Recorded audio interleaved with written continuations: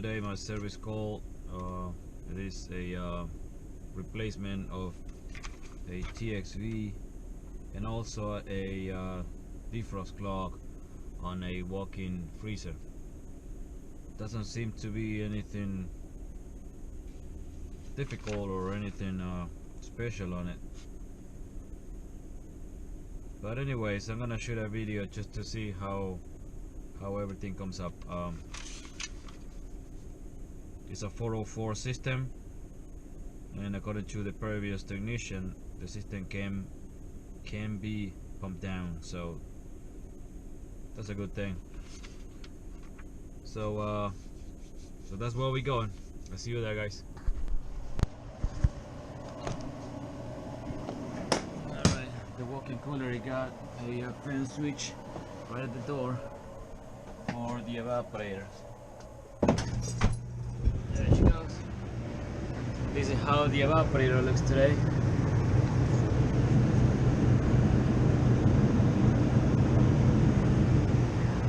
It's all the way through.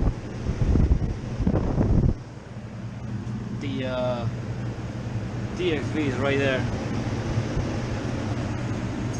and the condensing unit is up on a roof. That's where we go right now.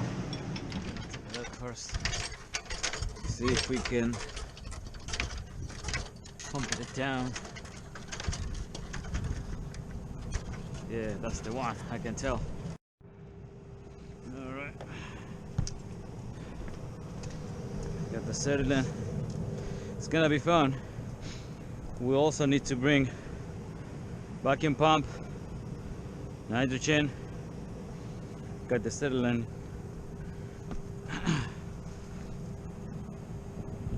I hope we don't need to bring our 404. Hope.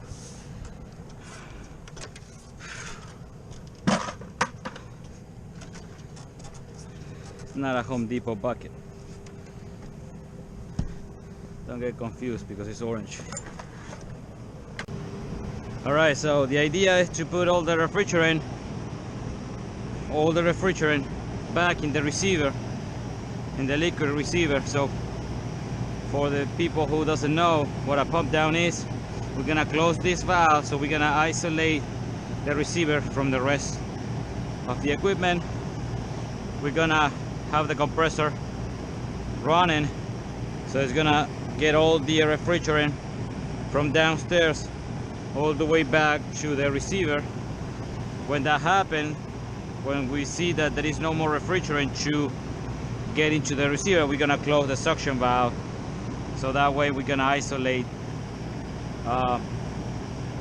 the system downstairs from our condenser without to recovering. So right now we need to get this valve open, and we need to remove the ice out of it so we can work on it. I think it's gonna be alright now. Alright, let's shut this down for now. Alright. I was working like 2 weeks ago in a job up on a roof, and I forgot my testo up on a roof.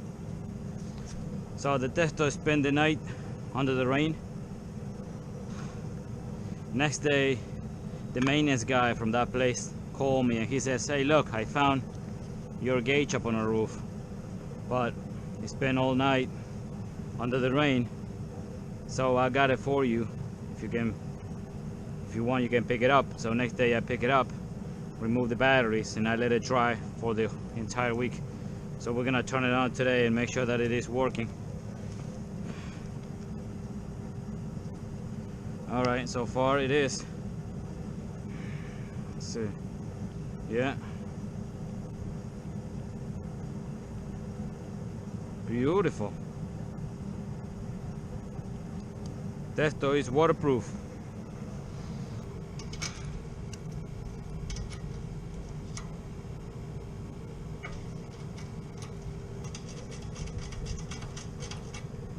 All right.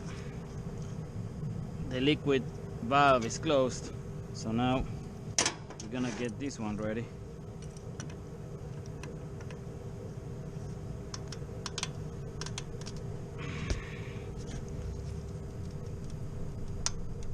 Oh my God.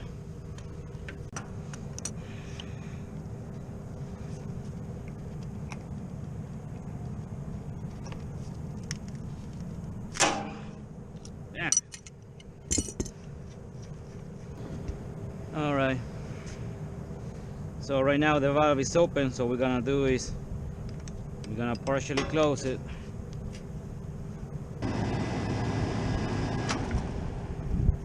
All right. She pumped down. Now we can close the valve. All right.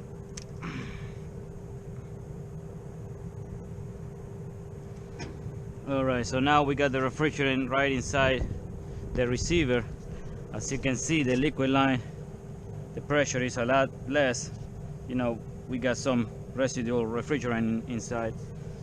So what we're gonna do now is just we're gonna replace the dryer, because we have to replace also the TXV. So we're gonna replace the dryer now that we can. What we need to do is we need to protect the side glass, because that's something that we are not gonna replace. So I just wet my rag and just with water.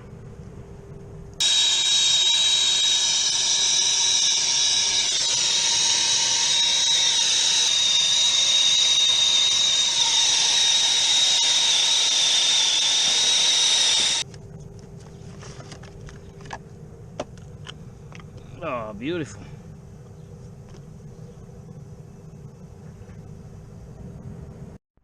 Okay. I got a little bit of mess over here. But anyways. We need an 083S. There we go. Alright. Coming back. Damn.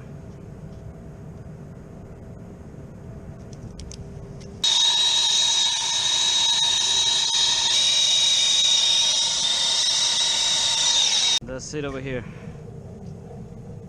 Now we need to go out downstairs and replace the TXV.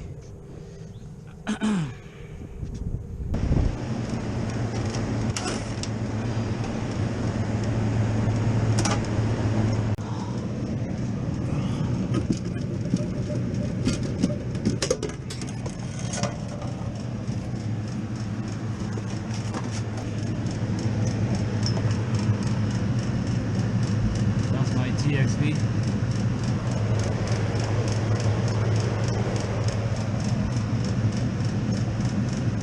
And the only problem we have over here is that the solenoid is pretty close, so we have to protect the solenoid valve so we don't damage it during the procedure. So that's what we got.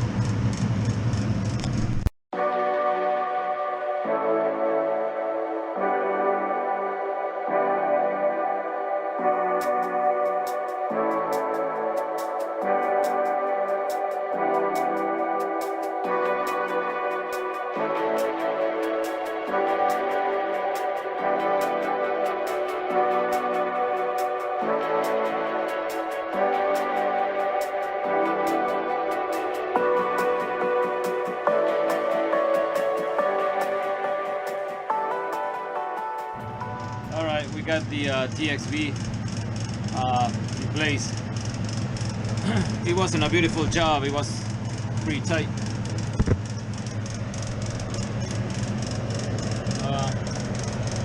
What we're gonna do now is we're gonna pressurize it with nitrogen. We're gonna pressurize it with nitrogen, make sure that we got no leaks. And then we're gonna put a good nice vacuum, and we're gonna fire the system up and charge it if we need to, and then we're gonna see how she does. All right, I'll be right back.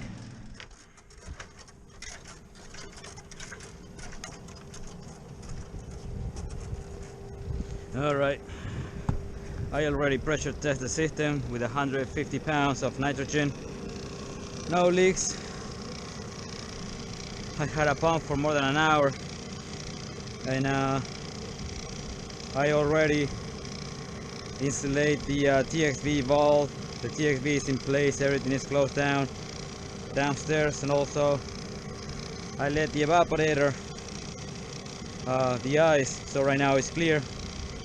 So right now we're just gonna finish this vacuum procedure and we're gonna release the charge.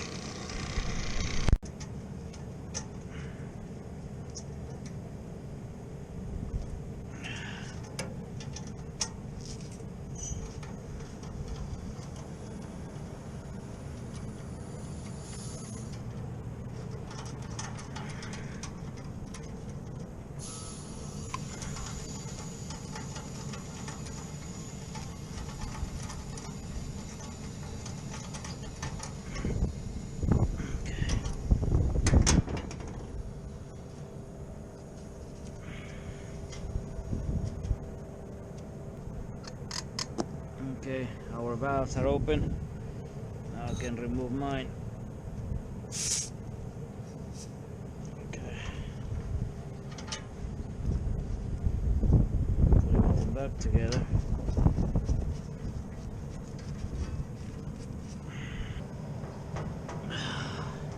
All right, she should be fine to run. I'm assuming that the charge is the right charge and we didn't lose any refrigerant.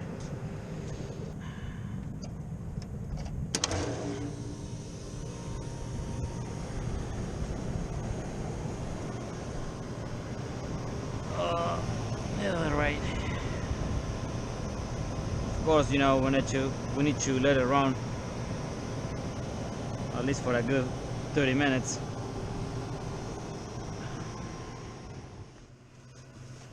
Alright, I'm gonna replace really quick the defrost clock. Alright, she's dead.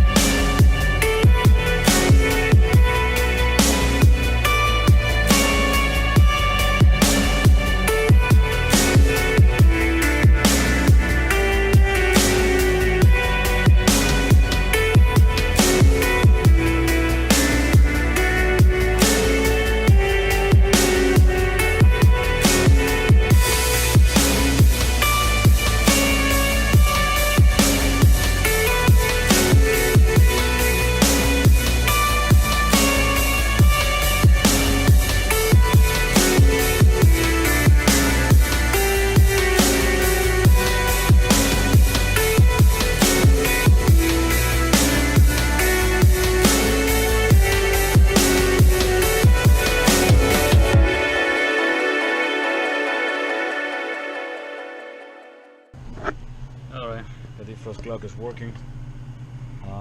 At this point, I guess we're just gonna wait for a couple of minutes and see how the temperature is doing and get our tools out of here and move to the next call.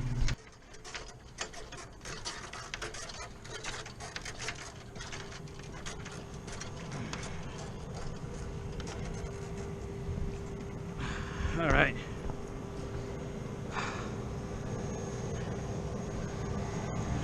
The freezer is 15 degrees and it's still going down. No bubbles in my side glass, that's a good signal. Pressures for 404, 21 suction over 215 discharge.